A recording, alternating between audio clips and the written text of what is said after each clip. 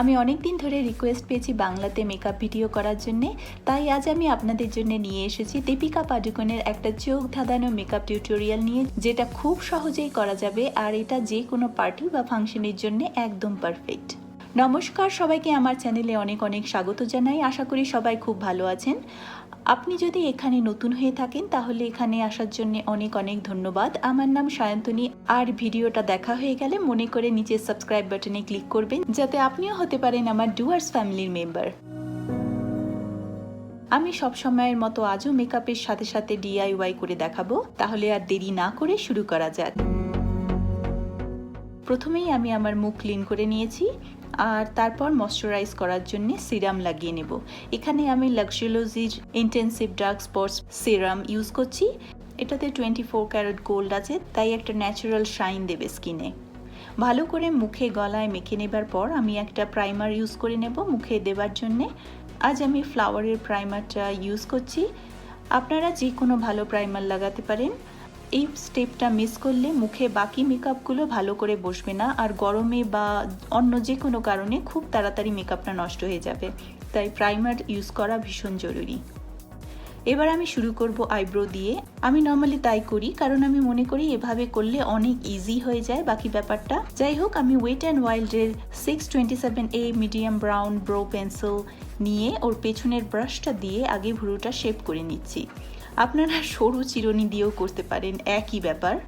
এরপর পেন্সিলের দিকটা দিয়ে ভালো করে আইব্রোটা আঁকবো। খুব হালকা হাতে আঁকতে হবে, যাতে এমন মনে হয় যে আমার ভুরুটা ন্যাচারালি খুব সুন্দর। ক্যামেরাতে কতটা দেখা যাচ্ছে জানি না, তবে আমি ভীষণই হালকাভাবে আঁকছি, যাতে একটা গাঢ় লাইন না হয়ে যায়। এবার মাঝখানের গ্যাপগুলো ফিল আপ করার জন্য আমি কভারগার্লের easy breezy brow fill powder use করছি। আপনারা যে কোনো পাউডার বা পেন্সিল ইউজ করতে পারেন, জাস্ট হালকাভাবে করতে হবে। এবার পুরো আইব্রোটাকে সিল করার জন্যে আমি e.l.f এর ট্রান্সপারেন্ট আইব্রো মাস্কারা লাগিয়ে নেব আর ভালো করে ব্রাশ করে ওটাকে শেপে আনার চেষ্টা করব। এবার যখন ভুরুটাকে মোটামুটি শেপে আনা গেছে, এবার তার আউটলাইনটাকে আরও প্রমিনেন্ট করার জন্যে আমি ওয়েট অ্যান্ড ওয়াইল্ডের 842B medium tawny concealer use করছি। এই শেডটা অলমোস্ট আমার স্কিনের মতো, maybe 1 shade or 2 shades lighter, যেটা একদম ঠিক। আমি যদি খুব বেশি সাদা কনসিলার লাগাই তাহলে ওটা একটা জোকারের মতো দেখাবে, আর এরপরে আমার ওটাকে ফিক্স করতে অনেক প্রবলেম হবে, আর আমি এরকম ভুল আগে অনেক করেছি। তাই জন্যে টিপ নাম্বার 1, কনসিলার যদি নিতে হয় অলমোস্ট নিজের স্কিনের শেড কিংবা 1-2 শেড লাইটার নিতে হবে। এবার কনসিলারকে নিয়ে আমি চোখের নিচেও লাগাচ্ছি। যেহেতু আমি আজকে ব্ল্যাক স্মোকি আইজ করব, তাই জন্যে আমি আর কালার কারেকশনের জন্য অরেঞ্জ কালার দিচ্ছি না। আর এমনিতেই আমার চোখে আমার মনে হয় না খুব বেশি ডার্ক সার্কেল দেখা যাচ্ছে আজকে, তো তাই জন্য আমি এই কালার কারেক্টিংয়ের স্টেপটাকে আজকে স্কিপ করছি। শুধু কনসিলার দিয়ে আমি কভার করব আর তারপরে ফাউন্ডেশন লাগাবো। সবটা হয়ে যাবার পরে আমি ওয়েট অ্যান্ড ওয়াইল্ডের কন্টুয়ার স্টিক নিয়ে একটা সরু অ্যাঙ্গেলড ব্রাশ দিয়ে নাকের পাশে শেডটা দেব, আর বাকি এরিয়াতে আমি জাস্ট ডাইরেক্ট স্টিকটা দিয়ে ড্র করব, কারণ নাকের পাশে যদি বেশি মোটা করে ড্র করি তাহলে ওটা পরে ফিক্স করা অনেক ডিফিকাল্ট হয়ে যায়। অন্য এরিয়াতে আমরা চাই কি ছড়িয়ে যাক, তো একটু মোটা করে দাগ দিলে কোনো প্রবলেম নেই, কিন্তু নাকের পাশে যদি বেশি মোটা হয়ে যায় তাহলে ওটা দেখতে খুবই খারাপ লাগবে। চোখের নিচে হয়ে যাবার পরে আমি বাকি হাইলাইটিং এরিয়াতে কনসিলার লাগাবো, যেমন আমার গালের ওপর, চিনে, নাকের ওপরে, কপালে আর আপার লিপসে।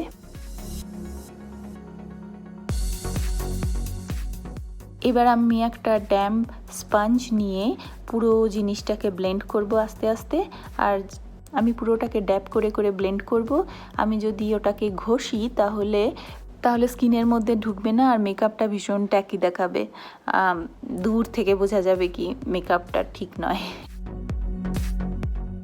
পুরোটা ব্লেন্ড করে নেবার পরে আমি রিমেল লন্ডনের BB ক্রিমের ফাউন্ডেশন লাগাবো, যেটা মিডিয়াম শেড, আর এটাতে SPF 15 আছে বলে আমার মেকআপটা লং লাস্টিং হবে, আর সেটা ভীষণ দরকার। এই ব্যাপারে একটা কথা বলে রাখি, যদি পসিবল হয় তাহলে অলমোস্ট সব কিছু ওয়াটারপ্রুফ হওয়া উচিত। স্পেশালি এই গরমের সময় যদি ওয়াটারপ্রুফ হয় তাহলে অনেকক্ষণ লাস্টিং করবে।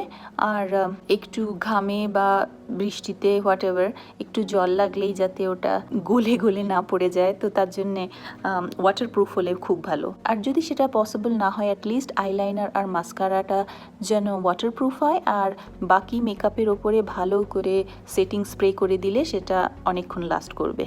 ফাউন্ডেশনটা ব্লেন্ড করা হয়ে গেছে। এরপর আমি এয়ারস্পান লুজ পাউডার দিয়ে একটা ফ্লাফি ব্রাশের মধ্যে কিছুটা লাগিয়ে ব্রাশটাকে একটু ঝেড়ে নেব, নইলে অনেক বেশি পাউডার মুখে লেগে যাবে।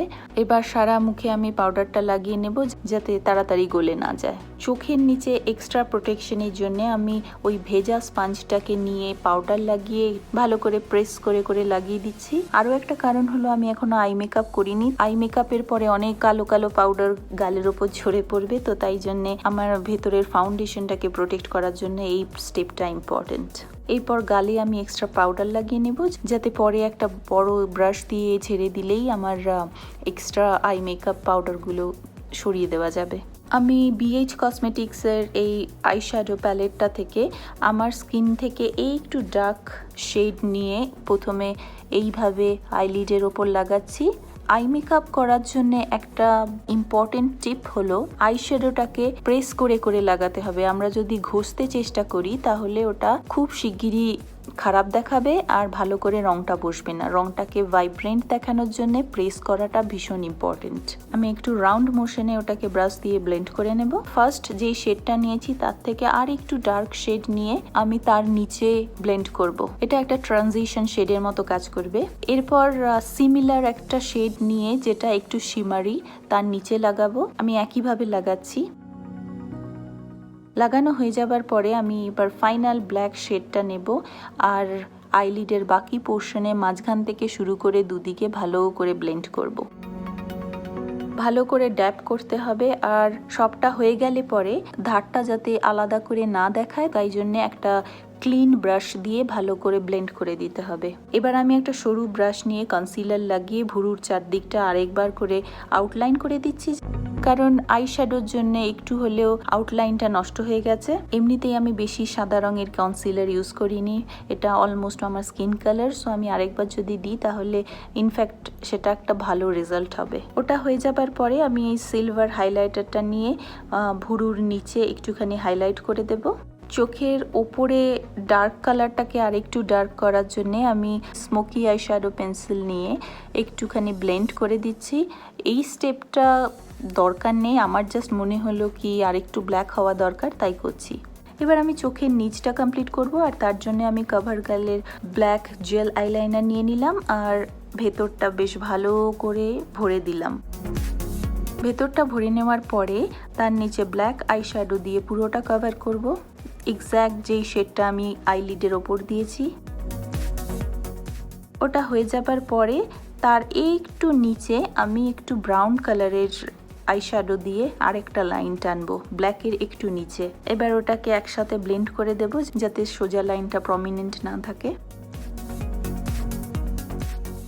এবার চোখের ওপরে আমি একটু গ্রিন কালারের গ্লিটার লাগিয়ে নিচ্ছি আর গ্লিটারটাকে চোখের ওপর সেট করার জন্য আমি কোনো ফ্যান্সি ক্রিম বা গ্লু ইউজ করছি না, আমি জাস্ট একটা ব্রাশের মধ্যে সেটিং স্প্রে ছড়িয়ে নিই আর ওই ব্রাশটা দিয়ে গ্লিটারগুলো লাগিয়ে দিচ্ছি। এই সেটিং স্প্রে গ্লিটারগুলোকে ভালো করে জায়গা মতো রেখে দেবে, পড়তে দেবে না। আপনাদের যদি মনে হয় এই স্টেপটাকে স্কিপও করতে পারেন, কারণ সবসময় একটা চান্স তো থেকেই যায় কি ওটা চোখের মধ্যে ঢুকতে পারে, আর যদিও বেশি বড় সাইজ নয় কিন্তু তবুও। এবার অফ ক্যামেরা আমি ফলস ল্যাশ লাগিয়ে নিলাম। আমি আজকে প্যারিস হিলটনের লাভ লাইফ ল্যাশের কালেকশন থেকে একটা লাগিয়েছি আর ল্যাশটা লাগাবার জন্য আমি ডুও ক্লিয়ার আদেসিভ ইউজ করেছি। এবার আমার ন্যাচারাল ল্যাশ আর ফেক ল্যাশটাকে একসঙ্গে ব্লেন্ড করার জন্য আমি মাস্কারা লাগিয়ে নিচ্ছি আর আমি ওয়াটারপ্রুফ মাস্কারা লাগাচ্ছি, যা আমি আগে বললাম, যাতে ঘামে বা বৃষ্টিতে ওটা গলে না যায়। এবার চোখের ভেতরের কর্নারে আমি হাইলাইটার দিয়ে হাইলাইট করে দিচ্ছি। সেম সিলভার হাইলাইটার আমি ইউজ করছি। আমার চোখের পুরো মেকআপ হয়ে গেছে। এবার আমি ফেসটাকে কন্ট্যুর করার জন্য COVERGIRL-এর প্রেস পাউডার নেব, যেটা একটু ব্রঞ্জ কালারের কিন্তু খুব বেশি ডার্ক নয়। আমি চাই না কি গালের পাশে একদম কালো কালো দাগ হয়ে থাকুক, তাই জন্যে সামান্য একটু ব্রঞ্জ কালার ইজ পারফেক্ট। এবার জবনের ওপর আমি ভালো করে ব্লেন্ড করে নেবার পরে একটা সরু ব্রাশ দিয়ে নাকের চারপাশেও করে নিচ্ছি। এবার ব্লাশের জন্য আমি এই অ্যাভনের খুব সুন্দর একটা পিচ কালারের ব্রাশ লাগিয়ে নিচ্ছি, আর আমি পুরোটা পাউডার কন্ট্রোল করলাম আর ব্লাশটাও পাউডার ইউজ করলাম। এবার হাইলাইট করার পালা। আমি বিউটি ট্রিটসের লাস্টার লাইটসের হাইলাইটার্স প্যালেট ইউজ করছি, তো তার মধ্যে থেকে আমি এই পিঙ্কিশ সিলভারি শেডটা ইউজ করছি যাতে একটু পার্টির মতো শাইন দেখায়। এবার একটা ব্রাউন লিপ লাইনার নিয়ে আমি ঠোঁটের চারদিকে ভালো করে আউটলাইন ড্র করছি। আমি আমার মেকআপের সমস্ত ডিটেল নিচের ডেসক্রিপশন বক্সে লিখে দিয়েছি, আপনারা চাইলে ওটা পড়ে নিতে পারেন, সব কিছু দেওয়া আছে। লিপ লাইনার হয়ে যাবার পরে আমি রেভলনের এই লিপস্টিকটা লাগাচ্ছি, এতে একটা সুন্দর পিচ কালার আছে যেটা এই লুকের সাথে খুব ভালো যাবে। এবার একটু শাইন আনবার জন্য আমি নেপোলিয়ন পার্ডিসের লিপ গ্লস লাগিয়ে নিচ্ছি। যদি ইচ্ছে করে তাহলে আমাকে ফেসবুক আর ইনস্টাগ্রামে নিশ্চয়ই ফলো করবেন, কারণ আমি ওখানে অনেক কিছু ফটোজ আর ভিডিওস শেয়ার করি যেগুলো আমি এখানে ইউটিউবে একদম করি না। এবার সব কিছু হয়ে গেছে, শুধু ফিনিশিং টাচ বাকি, সেটিং স্প্রে। আমি ফ্লাওয়ারের সেটিং স্প্রে নিয়ে পুরো মুখে আর গলায় ভালো করে স্প্রে করলাম আর অনেকবার স্প্রে করলাম যাতে মেকআপটা আমার অনেকক্ষণ অবধি লাস্ট করে আর গরমে নষ্ট না হয়ে যায়। আমার মুখের মেকআপ শেষ, এবার আমি চলে আসি ডিআইওয়াইতে।